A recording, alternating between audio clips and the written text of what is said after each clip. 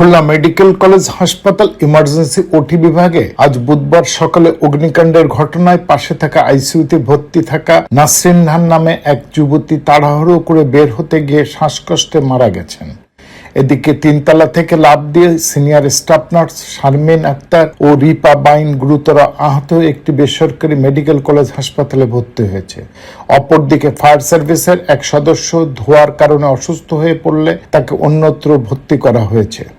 দুপুর 2:30টা নাগাদ খুলনায় সফররত স্বাস্থ্যমন্ত্রী সর্দার মোহাম্মদ সাকওয়াত হোসেন খুলনা মেডিকেল কলেজ হাসপাতালে অগ্নিকাণ্ডে ক্ষতিগ্রস্ত ইউনিট পরিদর্শন করেন। তিনি এই ঘটনায় উচ্চ ক্ষমতা সম্পন্ন তদন্ত কমিটি করার নির্দেশ প্রদান করেন। এই কমিটি আগামী 24 ঘন্টার মধ্যে রিপোর্ট পেশ করবে। হাসপাতালে ক্ষতিগ্রস্ত ইউনিট দ্রুত চালু করার জন্য প্রয়োজনীয় পদক্ষেপ নেওয়ার কথাও জানান তিনি। আপনারাও দেখেছেন, আমিও দেখেছি। এটা আগে আইসিইউ রুম না,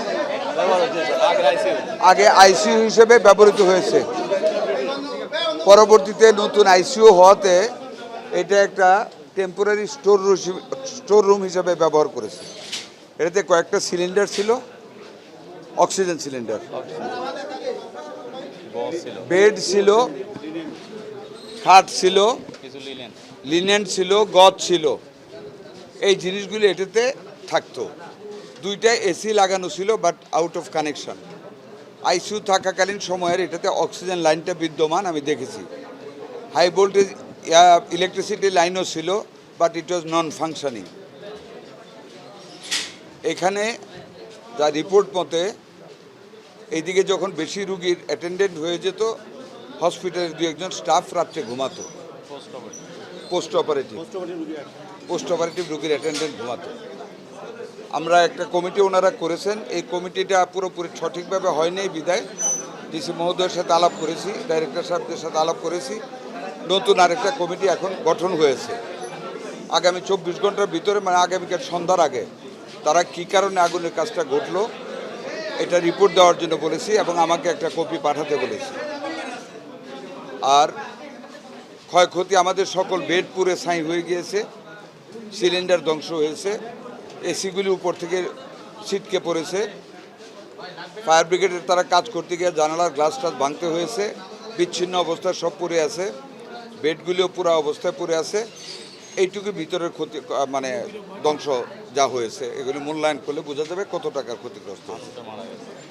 আর আগুন যখন লেগেছে আদার ইউনিটে আমাদের সিসিইউ থেকে রুগীরা আতঙ্কে 3 জন রুগী দৌড়ে পালা গেছে। তার মধ্যে অত্যন্ত আমি মর্মাহত শুনে একজন রুগী মারা গিয়েছে। আমি ভিডিও করে নিয়েছি। যেহেতু এটা একটা ইমার্জেন্সি ব্যাপার, ওটির পাশে আমরা এখন গিয়ে পরিচালক মহোদয়ের রুমে বসবো, বসে আলাপ করে আমি ঢাকা যাব। মাননীয় প্রধানমন্ত্রীর সাথে আগামীকাল আলাপ করে যত দ্রুত সম্ভব ইনশাল্লাহ এটাকে আমরা পুনরায় প্রতিস্থাপিত করব। আর যা ময়লা টয়লা আছে আমি এখনই নির্দেশ প্রদান করে যাব আগামীকালের ভিতরে সমস্ত ফ্লোর পরিষ্কার করার জন্য।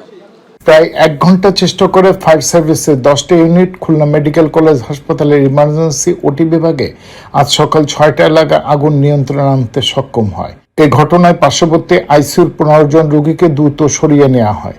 অগ্নিকাণ্ডের ঘটনায় রোগীদের মধ্যে আতঙ্ক ছড়িয়ে পড়ে। স্বজনরা রোগীদের নিয়ে হাসপাতাল চত্বরে আশ্রয় নেয়। ফায়ার সার্ভিসের সহকারী পরিচালক মোহাম্মদ মাসুদ সরকার জানান, আগুন লাগার কারণ তদন্ত করে দেখা হচ্ছে। সকাল 6টার দিকে খুলনা মেডিকেল কলেজ হসপিটালের 4তলা ভবনের 3 তলায় আগুন লাগছে। সাথে সাথে আমাদের খুলনা বয়রা থেকে 3টা ইউনিট রওনা দিই, পর্যায়ক্রমে আরও 7টা ইউনিট, মোট 10টা ইউনিট এখানে পৌঁছে 6টা থেকে প্রায় 6:45 পর্যন্ত আমরা কাজ করার পরে আগুন নিয়ন্ত্রণে আসে। হাসপাতালের সাথে সংশ্লিষ্টরা বলছেন, ইমার্জেন্সি ওটি বিভাগের পাশে একটি কক্ষ একসময় আইসিইউ হিসেবে ব্যবহার হতো। বর্তমান সেখানে মালামাল রাখা হয়। সেখান থেকে অগ্নিকাণ্ডের সূত্রপাত হয়েছে।